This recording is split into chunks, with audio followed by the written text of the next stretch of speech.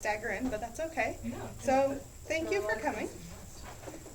My name is Mary, and this is my seed starting workshop, so I hope you're all in the right place.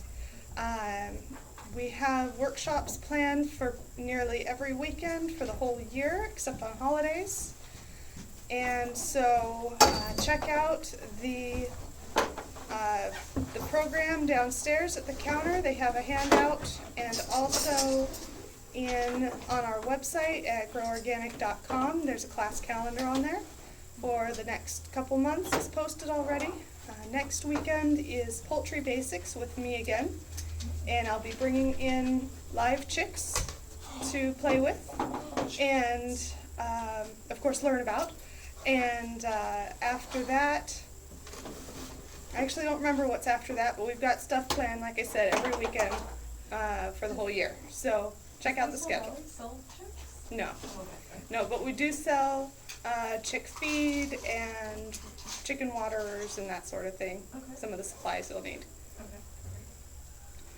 So, I'm sure you all know already why you want to start your own seeds, but I'm going to go over really quick anyway with some reasons maybe you haven't thought of, and in case you start getting discouraged, you can remember them.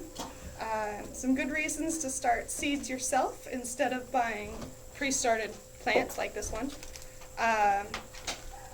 It's cheaper if they grow. It's cheaper than buying them already growing. For example, the plant starts like this are approximately, I actually don't know current prices, they're $3 or $4 for a set of plants like this in a 6-pack, versus a packet of seeds, which is $3. So for practically the same cost, you can get 50 seeds or more, depending on the packet, versus 6. So it's definitely a cost savings. If you just look at seeds, everything else, once you buy it, it's an investment. You'll be using it again and again over time, so it'll pay for itself after a year or two. The plant starts do not always have varieties that maybe you want to grow. Maybe you want to grow a specialty heirloom or something like marshmallow or hibiscus that we don't have plant starts for. And if you start them yourself, then you can have some. And also, there are a lot of heirlooms. There's just not enough space in all the nurseries to carry all the standards that people want, and then a bunch of specialty stuff too. So you're more likely to get what you want if you grow your own seeds. So, what do you need to get started?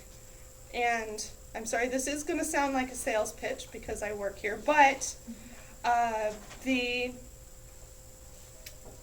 this is what you'll need whether you buy from Peaceful Valley or not. So it is important to have the right tools to get started. Of course, you can take shortcuts and do cost-saving things. For example, for pots, I didn't bring it up here, but there is a little pot maker that you can make pots out of newspaper. The pot maker itself is in the range of $10, and so it's a lot cheaper if you've got newspapers laying around to make pots that way. But if you do that, the pots aren't as good. We'll talk about that. Actually, let's talk about that now. The pots aren't as good. They fall apart when they get wet because they're paper. Once the roots are holding the pot together, then it's not such a problem when the pots fall apart, but initially if you get them too wet, if you have them standing in water to soak up water, then they will disintegrate and your dirt will be everywhere. So you can use paper cups. A lot of people like to do that, or yogurt cups or that sort of thing. Again, it works. If you eat a lot of yogurt, go for it. But if you don't, or if you want to go the more traditional way of using what was designed for seeds, then there are many, many affordable options as well. Most people start in plastic pots. A lot of people are trying to get away from plastic now, but plastic pots are the standard, not just because they're cheap, because they're actually about the same price as some of the other ones, but they're reusable. So over time, they're cheaper because you can use them season after season. But, of course, they're plastic.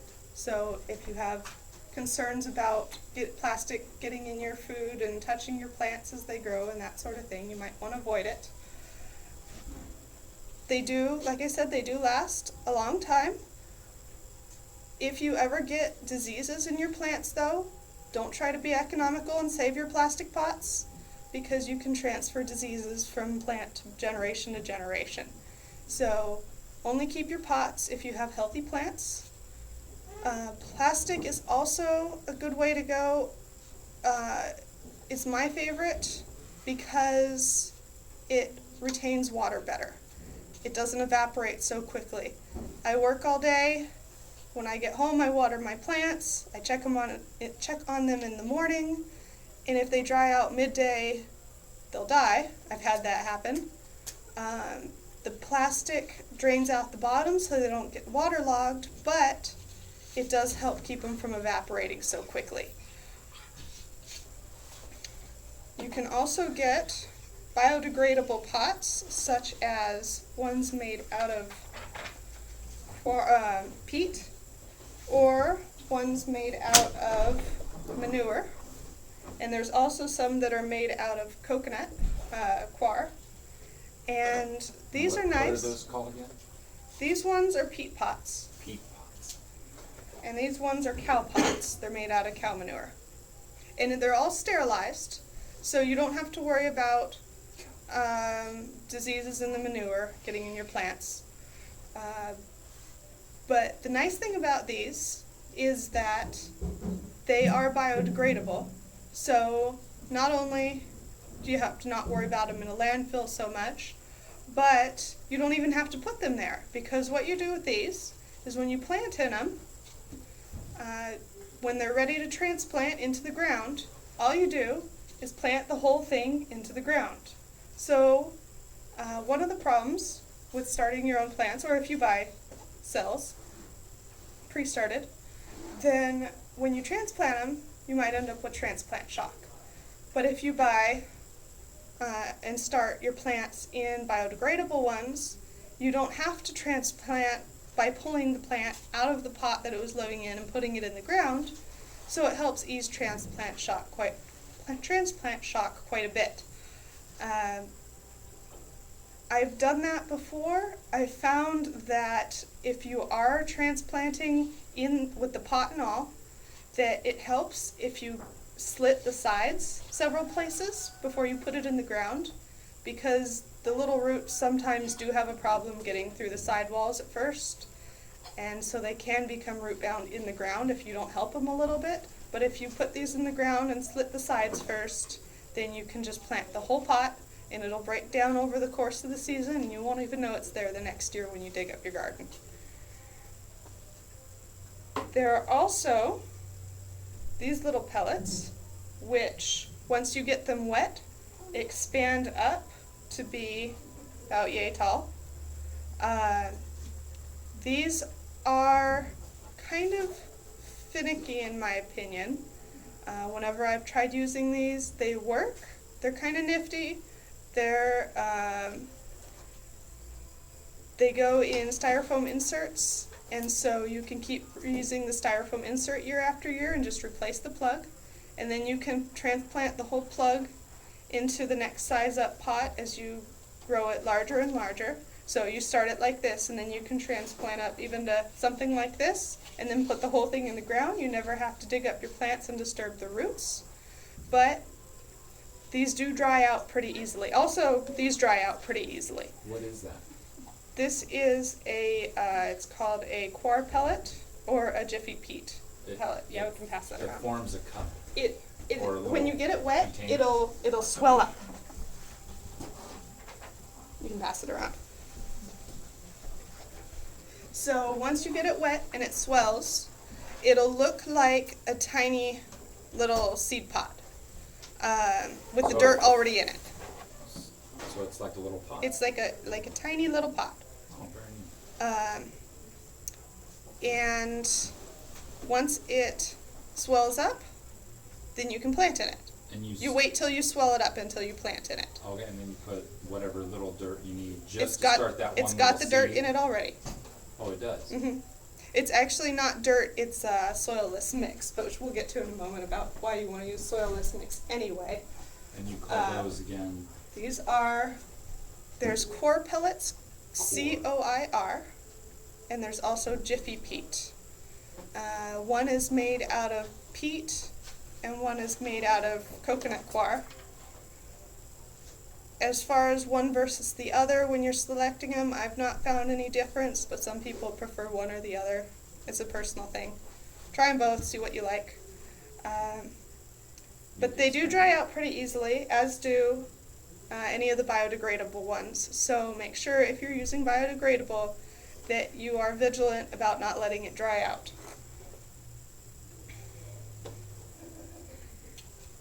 So you've got your container. Now you need something to put in it, unless you've got these, because they're already pre-filled. And so next you have to get your soil. When selecting soil, it's important for seed starting that you get soilless mix as opposed to actual potting soil for the tiny seeds. Once they're fully grown plants, you can use potting soil, but when you're very first starting, it's important that you use soilless mix. Soilless mix. So I'm going to pass this around, and I probably should have labeled these, so try to keep them straight. This one is the soil mix. Soil. This one is the soilless mix. Can you tell the difference? And you won't be able to tell, you can sniff them, they're the same as far as appearance, but they're actually very different as far as the plant is concerned. The soilless mix doesn't have any soil in it, that's why it's called that. We sell Quick Root is our soilless mix, that's the store brand. There's lots of other soilless mixes available, and whenever you're starting your seeds, you want to make sure that you don't have any diseases that are going to attack your little seeds, any weeds, any other things like that that could harm your seeds. I So, don't see any difference in the two. I promise they are. I know. I know, I don't see one either. Why? So, the soilless mix doesn't have any soil in it, so it's less likely to have any soil-borne pathogens in it.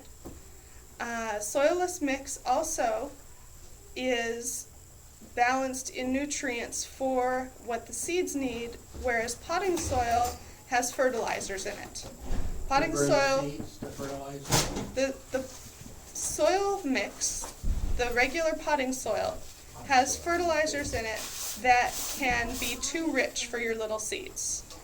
And even if the seeds don't mind the potting soil, it's essentially, it's not economical. You don't need to give them all that fertilizer at the beginning because they don't need it. But it can, for some seeds that are more sensitive, they can be harmed by having too much fertilizer at too young of an age. Can you tell the difference?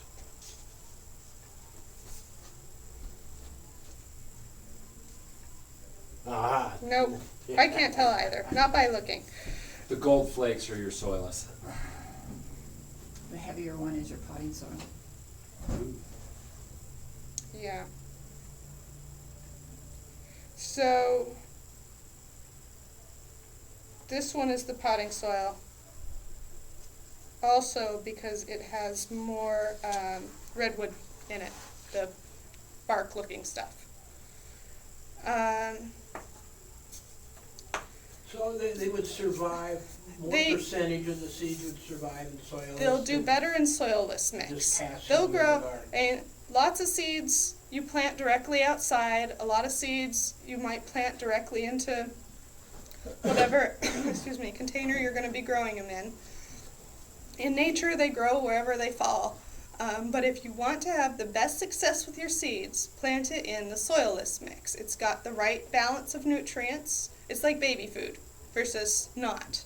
It's got the right balance. It's got the right texture.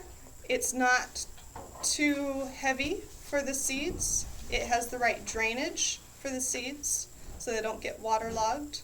Grown-up plants are more tolerant of things like having too soggy or too dry soil or So that would heavy be those soil. plants you would put, the So regular these- starters so you could once- put in start. So whenever you're starting your seed, you start with your soilless mix.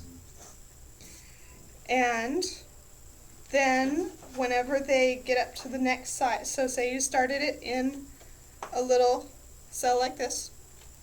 When you transplant up to this size, ideally keep using the soilless mix and fertilize. We'll talk about that in a moment. And then when you get up to gallon size, or if you're just putting them outside at that point, then you can use potting soil. But for when they're little plants, when they're baby plants, and when they're tiny seeds, use soilless mix for the best success. Yeah. Can we plant them inside too? Yeah, certainly. That's actually a very good question. I'm going to talk about that in just a moment. But since you asked, if you are planting them,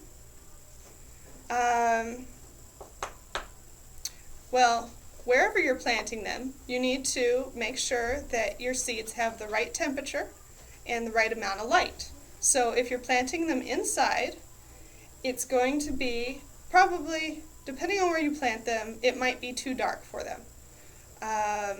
So you might need grow lights. You might not. It depends on your setup. You might need a heat mat depending on what seeds you're growing and how warm it is where you're growing them. Mine I'm growing in the garage, and I'm growing tomatoes, which need heat. They don't like cold at all or cool weather at all, and so I have a heat mat under my tomatoes. If you're growing broccoli in the garage, they probably don't need a heat mat, although they wouldn't mind. So it depends on what you're growing and where you're putting them, on whether or not you need lights and a heat mat. Fluorescent light. for seeds. Ideally, you would use what's called a full daylight spectrum light, or a grow light for short. And we do sell some small models downstairs. If you're just trying to rig up a light from the hardware store, it would be considered a full spectrum light. How far from the seeds? Depending The on the best, wattage? depending on your light, and you'll have to test it because you don't want to burn your plants, somewhere around 12 to 18 inches, sometimes even 6 inches if it's a really low wattage cool bulb. So you might have to play with it. Whenever you order a lights, here we go. Whenever you have one that's meant for grow light, it should say on it how high to suspend it above the plants. But if you're rigging up your own thing, just play with it and see how the plants react. You'll be able to tell because my poor little plants that I grew in the garage got very leggy because I didn't realize they weren't getting enough light at first. So this is what happens to plants that don't get enough light. This is a great example of how not to grow your plants. I've never tried growing them in the garage before. So as it turns out, my garage is too dark if I leave the lights off during the daytime. I started turning the lights on during the daytime, and they haven't continued to grow wild like that. So I think the light in the daytime is helping. But if you don't give them enough light, they're going to get what's called leggy. They're going to keep growing up and up and up, and they're going to tip over. And they're not strong on their stalks. So as these get to be bigger plants, they could potentially break. They might not be strong, sturdy plants as they get older. Hopefully I'll be able to recuperate them with lots of light now, and hopefully they'll start widening instead of going up. Ideally, you would just start over, but I'm hopeful. I'm experimenting. So make sure they get enough light, but if you're not sure, you'll know by looking at your plants. So Would they you start put tipping them in- over. Yeah. Would you put those in fertilizer, or the soilless mix, because when they get leggy like that, would you? I'll keep them in the soilless mix because it still has the proper drainage and all of that sort of thing. However, the other thing that you need to do when you're starting your plants is fertilize. And so what I'm going to do in the soilless mix, what I've been doing, actually since I started the seeds, is fertilize them with liquid kelp and liquid fish. I'm sorry. I didn't Liquid kelp get- no. is, you can also, if you don't like liquid kelp for some reason, you can use B1. Some people swear by B1, I swear by kelp. Kelp has naturally occurring B1 in it and other stuff, vitamins and minerals. B1 is just B1. So depending on how you like to do it, B1 is the key part, so if you just want to put on B1, that's fine. I like the kelp because I like thinking that I'm giving my plants other minerals and stuff. Both of them are root stimulating compounds that are natural growth hormones, essentially, for your plants. So whenever you give them either of these, it helps the roots to grow stronger and faster. And what's the other one? Liquid what? Liquid fish is the other one. Liquid fish. That just does not smell It right. smells horrible, but it's very good for your plants. It provides them with extra nitrogen and phosphorus that the soilless mix does not really have much in. The liquid fish is, let me start over. The nitrogen is for leafy growth, and the phosphorus is mostly for root growth as young plants. Later, the phosphorus is also for fruiting. But as far as seed starting goes, the liquid fish helps with giving it a good, healthy start, essentially. It's good plant food. So give these both once a week. And at very first, I also use the liquid kelp to soak my seeds overnight. But I'm going to talk about that in a few minutes. But it's because it helps with root stimulation. What about your all-purpose fertilizer? Does that have both the kelp and the fish in it? The liquid one, Yeah, I'm not sure what's in it. I think I thought it had both in it, but I'm It not could, sure. I think you're right, actually. So, you'll look at the ingredients. That might be a good thing to put on. I don't know, I've never used that for seed starts. Other fertilizers that you'll see that are granular all-purpose or powdered all-purpose or pelleted all-purpose or any of that sort of stuff, you probably don't want to use those with your seed starts. They're not balanced for baby plants. They're not good baby plant food. These are. These are. These are not going to be too much for your plants. They're not too strong of a fertilizer. They're not too hot, so they're not going to burn your little roots. They're easy for the plant to absorb. And they're good all-around fertilizers. Later when the plants are big too, you can keep using them. How So much night- do you use of that? It says on the side, the kelp for seeds. Let stand in a diluted solution overnight after planting. So, what's the dilution? 2 to 4 tablespoons per gallon. You can also get granular kelp, which is called Maxi Crop. And it's the same thing in a powder form that you dissolve in water. It's more economical, but this is easier to use. So either one works, as long as it's kelp. And you said nitrogen is for root growth? Nitrogen is for leafy growth, Leafy growth. green growth. And And phosphorus is for root growth. root. And why don't they just put that in a soilless mix instead of the potting soil?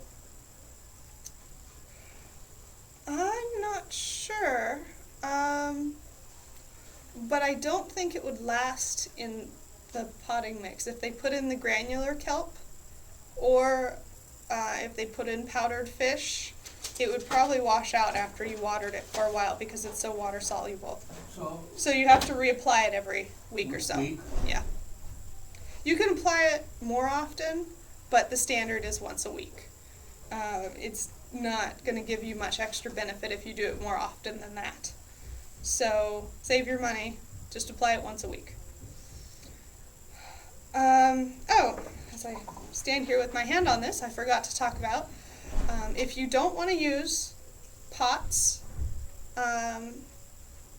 or if you're looking for, well, there's many reasons to use this. What this is a soil blocker.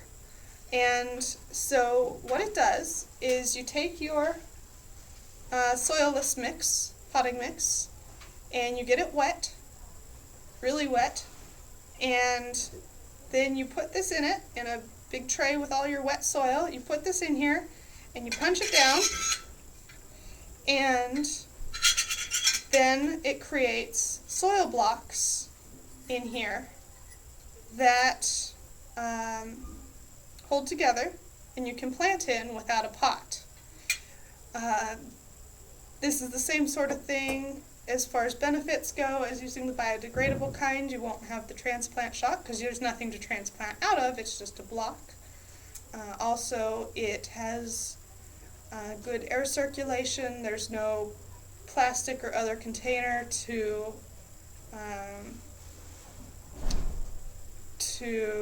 trap in anything that might, like too much water or too whatever, mold, that sort of thing. It'll help keep those problems down.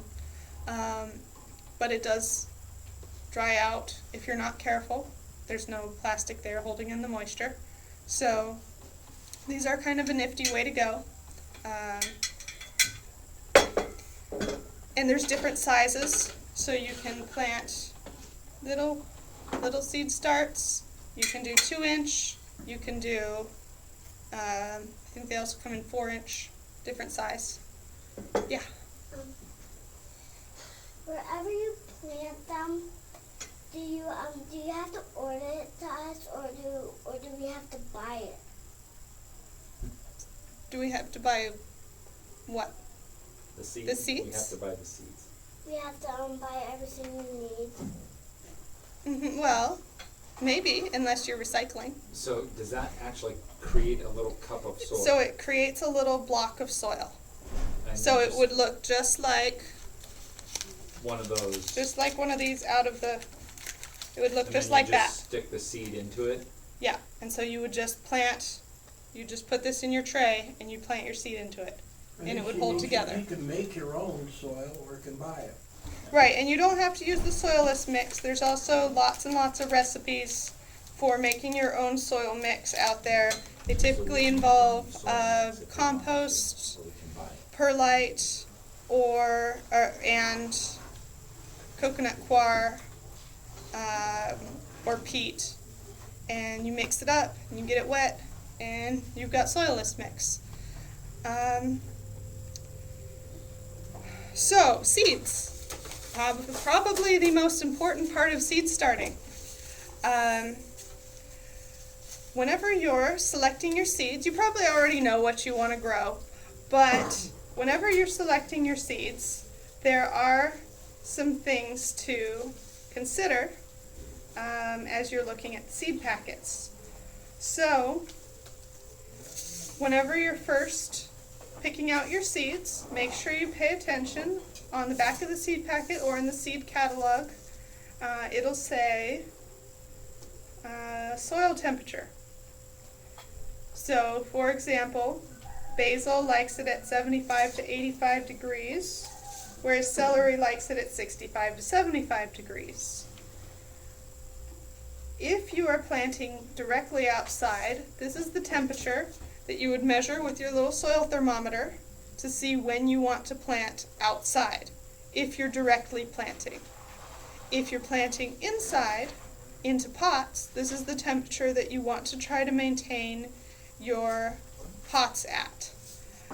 So that's not talking about the ambient temperature. Not the ambient temperature. Outside, it's The always soil talking about the temperature- dirt soil. Right, the soil temperature is different than the ambient temperature. It's related, but the soil will take longer to heat up in the spring than the air does.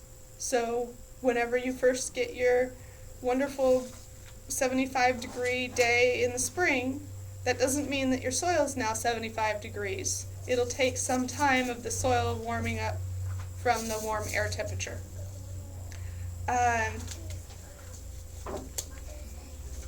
Some plants, like tomatoes, which need 70 to 85 degrees soil temperature, are less tolerant of the soil getting cool than something like basil, which is also 75 to 85 degrees, but it can take lower. It won't say that on your seed packet though. That's something that you'll just need to, well, there's lots of great gardening books that explain these sorts of things that you can go through if you're not really sure about your seeds. How far down you put that soil thermometer in the soil? Goes Half inch or so. You want it to be about where the seed? the seed and the roots will be. So if you're planting it a 1/4 inch deep, but the roots will be going deeper, somewhere in that range. It's pretty shallow. So a general range is 75 average? Typically, the back of the seed packet will say somewhere between 65 and 85 degrees, around 75. If you're starting a whole lot of seeds in the same flat, like this, if this was all different kinds of seeds in here, and you wanted to put it all on the same heat mat, aim for around 75 degrees, because everything's probably going to be okay with that. And if you're not sure that you're keeping your heat mat at the right temperature, you can get a soil heating cable with thermostat instead of a heat mat, and you put this in the soil, and then you can set the thermostat. There's some other ones if you're using heat mats where you can set the thermostat and it'll turn the heat mat on and off. So you make sure, that it's at the right temperature. Next thing you want to look at on the seed packet is it'll say planting and growing instructions. It'll say how soon to start it indoors, if you're going to start it indoors, or if you can directly seed it. If you're going to start it indoors, you'll need to count back from your expected last frost, which in this area traditionally is around Mother's Day, we hope, and you'll count backwards. So basil, if you're going to start it inside, you need to start it 4 to 6 weeks early. So you would count back from around May 15th, 4 to 6 weeks, and that's when you'll plant it inside.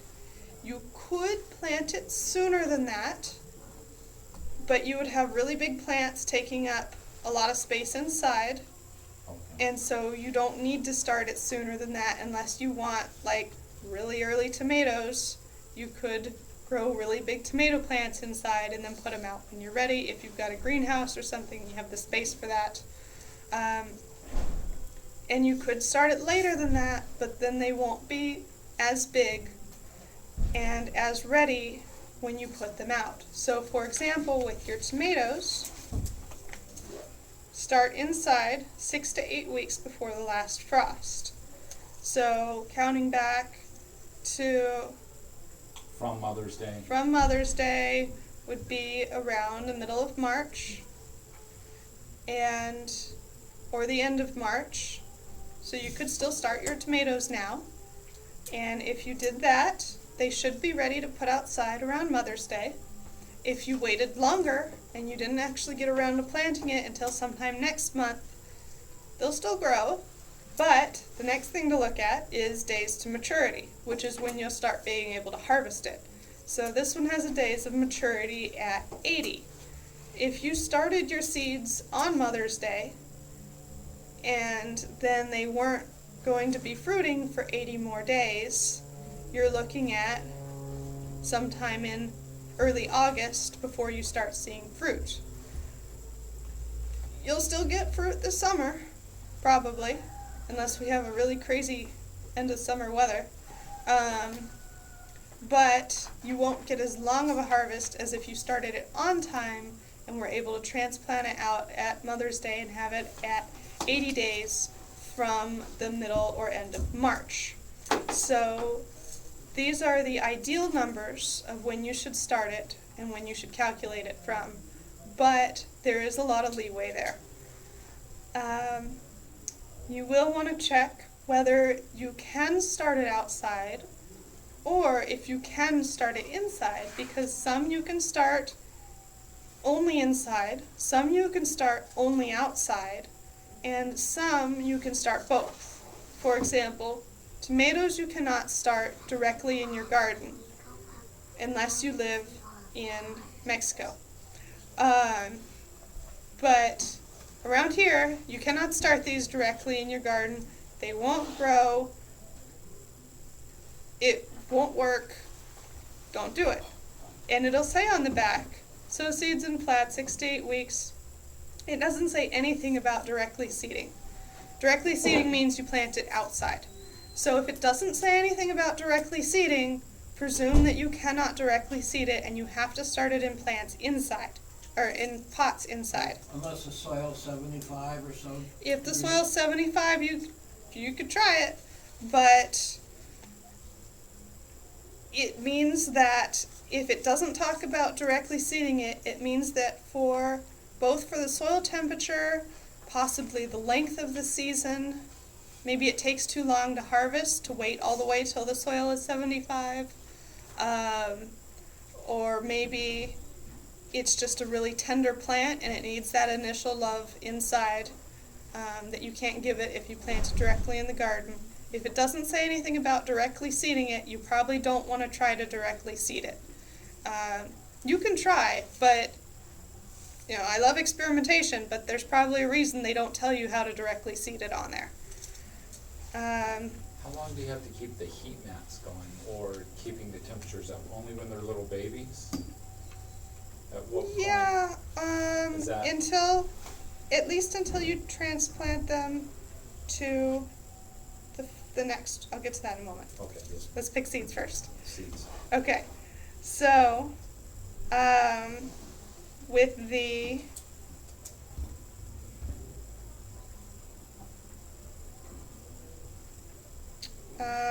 basil, for example, it says it will not grow below 50 degrees. So, if you wanted to try to plant it outside, which I have before, and you'll be able to harvest it in about 2 months, you could plant it outside in May or early June and get a late harvest on it. But make sure that your soil temperature is going to stay above 50 degrees and that you're not going to have a light frost that kills your basil.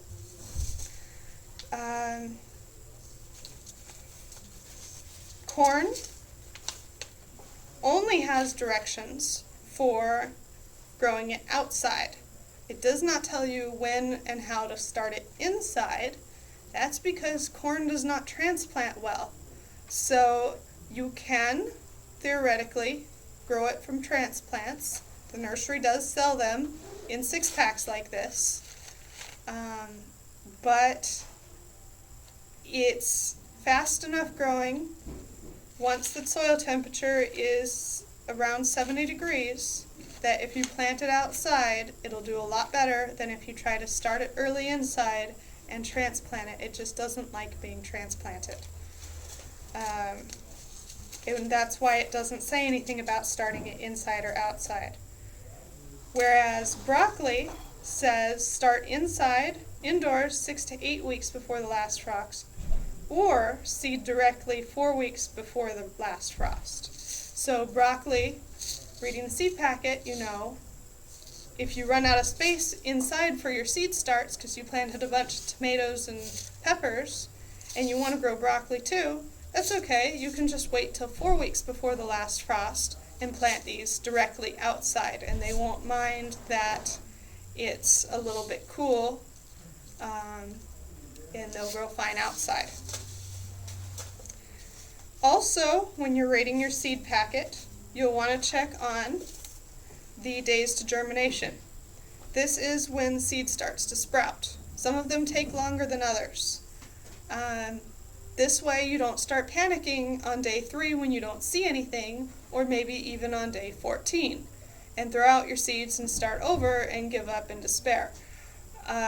If your seed is supposed to germinate in 7 days, and it's been 2 weeks and you don't see anything, you maybe can start to worry then.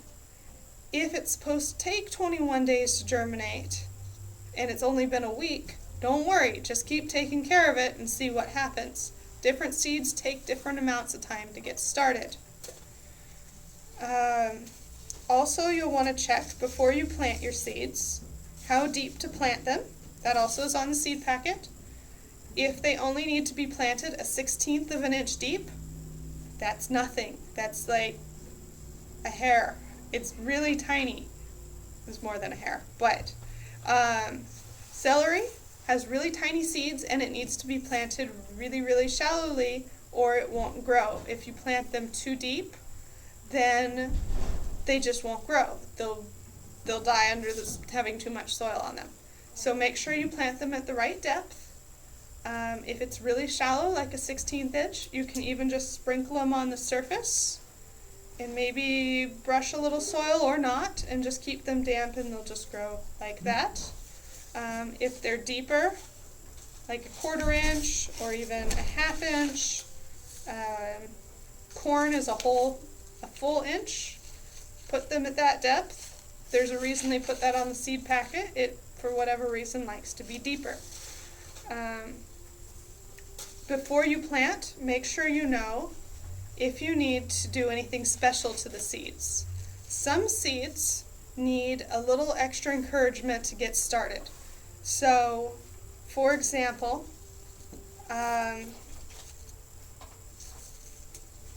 hibiscus says in big bold letters on the seed packet, seed must be scarified.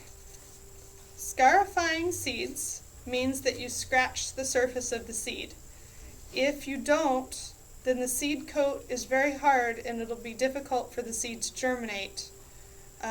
These are typically seeds that in the wild are eaten by birds, and then they grow when the bird, Poops them out. thank you, trying to think of a polite way to say that. After it passes through the digestive tract in the bird, the gullet will grind out the seed coat, but not enough to damage the seed beyond growth. And then when it poops out the seed, then the seed is now prepped and ready to go. If you don't do that for the seed, of course you don't feed it to your chickens, but if you don't scratch the seed surface for it, then it might not grow. So make sure you look for special things like that. If you need to scarify your seeds, you just take a nail file and you roughen up the surface of the seed. Don't do it too much or you might damage it beyond growth. But do look for special instructions like that. Some seeds also say that they need stratified. Stratifying seeds is when they need to have a deep cold and then warm up again before they'll sprout. So seeds that only grow in cold areas, some of them won't grow unless they experience winter first. And if they've been harvested by a farmer to sell as seed and kept in nice temperatures the whole time, and then you get them and you go to try to plant them, they've been inside the whole time, they think it's been fall the whole time, they never got a winter, and so they don't realize they need to sprout even if you're taking really good care of them. So on ones that say that they need stratified, you need to mix them with a little bit of damp perlite, put them in your fridge for however long the seed packet says. It depends, it's sometime between a week and a month or two, depending on the seed. And it'll say on the seed packet, you put it in the fridge, leave it alone for that amount of time, and then plant perlite and seed and all after that time. And then it'll wake up and say, oh, winter's over, great, I'm going to grow. And this all comes on the seed packet. And it's all on the seed packet. Most seeds do not need scarified or stratified, but some specialty, unusual, difficult to grow ones do. So if you see that, do pay attention and follow those directions. Most of them don't need anything special, but all seeds love it. I probably shouldn't say all, there might be an exception, although I can't actually for the life of me think of one. All seeds love it when you pre-soak them. Some of them on the seed packet will say soak overnight or soak for a few hours. Even if it doesn't say it, soak it anyway. It's not going to hurt your seed to soak it overnight before you plant it. This year I actually did an experiment with that to see, because I was growing celery seed for the first time, and some instructions I was reading said, oh, you have to soak it first. And some of them I was reading said, just plant it. And I thought, well, which one is it? And so I divided up my seed for celery and tomato and broccoli, which is what I planted in my seed starts this year. I divided up. Some of them I didn't soak for each kind of seed. Some of them I soaked in just water, and some of them I soaked in the liquid kelp solution. And I found that celery doesn't actually matter. But I'm sure it still liked it, because why not give it that little extra boost? But as it turns out, it didn't matter. It didn't hurt it though, so I'm glad that I soaked it just to make sure. Because I couldn't have known unless I tried it. So go ahead and soak it. B1. Hmm? In kelp. In kelp. You can do B1, that's fine. Versus broccoli, where on these seeds, see if I can do this without dropping it. These here, I pre-soaked. One was in kelp and these were soaked in water. These ones were soaked in kelp. This one, I didn't soak. Nothing grew.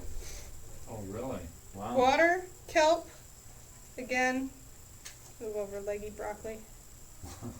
And that's Nothing all from the grew. light. If I didn't soak it on the broccoli.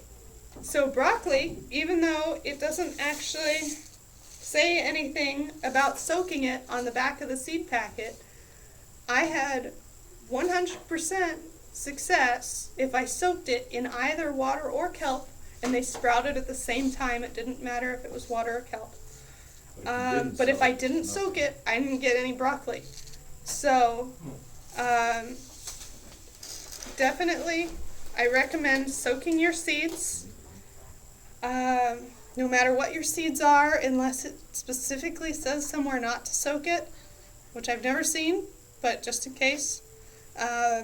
Soak your seeds at least in water overnight or in liquid kelp. The liquid kelp with all my seed starts, I couldn't tell a difference. Sometimes they sprouted an extra day early in the liquid kelp. On the tomatoes, I think it was, they sprouted a day early on the liquid kelp, but over the life of the plant, it's not going to matter. That would help with the legginess of the plant if you soak it with kelp or water. Different? No. That was all light? That's all light. The legginess is almost entirely a light thing. Because it's trying to reach up, trying to find sunlight. So, after your seeds sprout and you've got them growing, you'll, if you planted in soilless mix, then, or any other good seed starting mix, you'll be confident that what's sprouting is what you actually planted, because there's no weed seeds in there. If you're planting directly outside in the garden, you may or may not be able to tell what it is that's growing, if it's a weed or not. I plant a garden for my family every year, and my helpful father likes to go out there and weed and sometimes pulls up my sprouts. So label your plants. Try to get good at telling what is what. For example, broccoli is easy to tell, or anything in the same family of broccoli, which is radish, cauliflower. It's rather a large family. They have heart-shaped leaves for their primary leaves. So if you see the heart-shaped leaf and you planted something in the cabbage family, then it's probably your sprout. And if you planted something in the cabbage family there and it doesn't have heart-shaped leaves, it's probably not your sprout and you can pull it. Or you can just wait for it all to get a little bigger till you can tell for sure. Whenever they're little like this, these are not ready to transplant yet. If you're just really not sure, there's a great way to test if they're ready to move up to a larger pot. You squeeze the pot and start to turn it over, and it's sort of falling apart as I do that. The soil's not holding together very well because there's not enough root growth in here to help bind all the soil together. Okay. Once the roots start to be larger, but not yet too crowded, not root bound, but just filling up the pot and getting ready to be transplanted to something bigger, they'll start to hold together. So, Like- well, if they're coming out the bottom, that's too late. Not necessarily, because they might be growing down, but what you do is you squeeze, find one I've not done yet, you squeeze it gently, and it'll just slide right out. So this one is getting on the root bound side, but it's definitely ready to be transplanted because I could just slip it right out of the pot. There's enough roots in there holding all the soil into one block. Once it gets too big, the roots will start swirling. They'll hit the outside, they'll grow all inside, they'll hit the outside, and they'll start swirling around and around and around. That's called root bound. That means you should have already transplanted. This one you can see on this side, it's getting fairly much a root mat over here. They should be transplanted, but it's not completely circled and circled Can and it still circled. be saved? If they're root bound, they can still be saved, but you want to ideally do it before that to give it the maximum potential for Okay. growth. If they're root bound, they're struggling for nutrients. Even if you're fertilizing them, they're struggling for space. They're not going to be as big in as quickly, or maybe overall for the whole growing season, as if you were transplanting them when you should have been. So, You loosen the roots if they're too tight? so if you were going to be planting this one in a bigger pot, then you would kind of squeeze it, break it up, don't damage the roots. Well, some people will slice them, one on each side. If you cut the roots, it's like bonsai. If you cut the roots, they'll grow, they'll keep growing, it'll be fine. So don't worry too much about damaging the roots. Last year, I was playing with a whole lot of extra tomatoes that I had and seeing what sort of crazy things I could do with them. And a bunch of them had several in the same cell like this. And so I actually shook out all the dirt and very carefully pulled apart, don't do this normally, but I pulled apart the plants entirely from each other and untangled all the roots that had been wrapped up together, and then replanted both of those in their own pot. And most of them actually did pretty well. Plants tend to be pretty forgiving. And if you were to actually just take a knife, which if you were, some trays you plant in, they're big, just big flats, where you plant all your seeds in one. You'll see some of those out in the nursery. They'll just take their hori-hori knife and cut out a section for you, right through the roots. And the plant's fine with that, usually. As long as you give it some roots to keep eating with, then it'll probably be fine.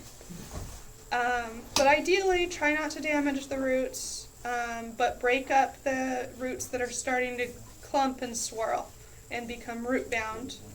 Because if this was fully root bound and I tried transplanting it in a larger pot without breaking it up, it might just stay in that little ball and have trouble redirecting the root growth out into the new soil. So do break it up a little and encourage it to go out into the new soil. When you go At this up, point, you're still feeding it the kelp and the fish? Yeah. That's it? and at this size, I would still transplant into quick root or soilless mix. And I would keep feeding it once a week, the kelp and the fish. After it gets too big for this size, and I wanted to go up to the gallon, or outside if it was time. If it wasn't time yet, put it in a gallon. If it is time to transplant it outside, you can just put it outside. If you're moving up to a gallon, then you'll want to put it into potting soil at that point. Some people still use the soilless mix. At that point, the plant, in my opinion, is big enough that it would like to be treated like a grown-up plant and get all the grown-up plant potting soil nutrients. Some people like it in the soilless. It doesn't really matter too much at that point. But once you put it in this size, it probably doesn't need a heat mat unless you're keeping it in somewhere that's kind of cool. Again, it kind of depends on your plant. It depends on where you're growing it. If it's cool enough that the roots might be harmed by it being too cool, you might want to keep it on a heat mat at this size. When it's in the gallon, if it's really sensitive plants, you might need to keep the heat mat on. You might not. You probably don't. What's worse, too hot or too cold? Usually too cold unless you're really baking your plants. Indoor temperature, 75? Yeah, indoor temperature, 75. You might not even need a heat mat, as long as you have enough light, which is the problem with inside. A lot of people, you'll read, suggest starting your plants, your seed flats, on top of the fridge, which is like a natural heat mat. But the problem is, in my opinion, that's fine for the first week until they sprout, or whatever time it is till you have germination. And then what? Now you have to take it down because there's no light up there and you don't have the heat anymore. So it's a really, really short-term solution. And so I don't sprout them on top of my fridge because what am I going to do with them after a week? I need a longer-term solution than that. Once you have your plants ready to put outside, then you need to make sure that you transition them for living outside. Outside environment, even if the temperature is ideal, is way different for baby plants than living inside. So this is called hardening off. What you do is you take your plants outside in the middle of the day for a couple hours and you bring them back in. The next day you take them out for a few more hours, you bring them back in. If you work during the day, you can put them somewhere sheltered. Well, you should put them somewhere sheltered anyway. Put them sheltered while you're at work, bring them in when you come home. Make sure they're out of the wind, out of the direct sunlight.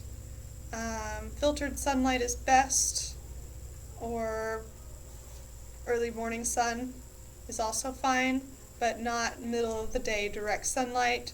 Would probably be too much for your little plants that are still getting used to living outside.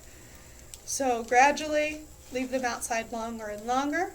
If the temperature outside at night is warm enough where if you were to just leave them out, they wouldn't die, then after gradually increasing the time that they're out there, you can start leaving them outside in a sheltered place at night, maybe with a frost blanket over them for extra protection.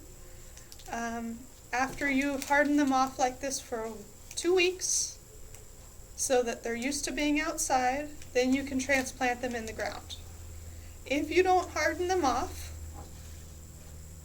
for a full 2 weeks or at all, they might still live.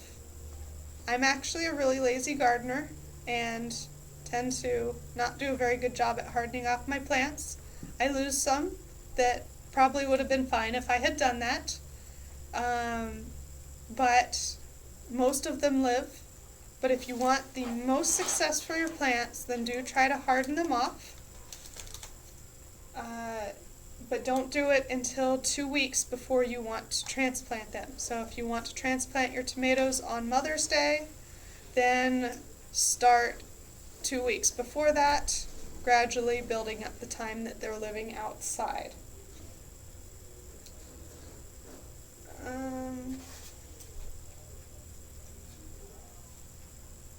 And some plants you can do earlier than that. Not everything's at Mother's Day. Mother's Day is for the last frost. Some plants don't mind about getting a little chilly, like broccolis, cabbages, carrots usually, and beets. Those sorts of things you can put out sooner than that. Lettuces and spinach you can probably put out sooner than that, but you might need to use a frost blanket if it gets really cold. It just depends on the plant. Again, look at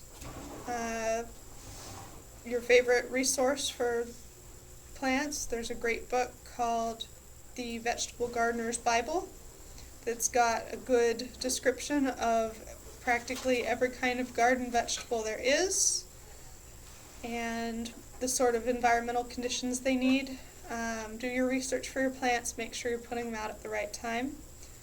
Some things don't like summer heat, like broccolis. You'll want to get out earlier than tomatoes because the broccolis need to get out and grow and finish before it gets really hot.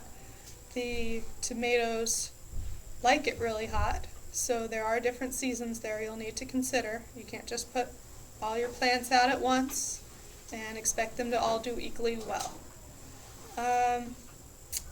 Watering, I think that's the only thing I've not covered yet.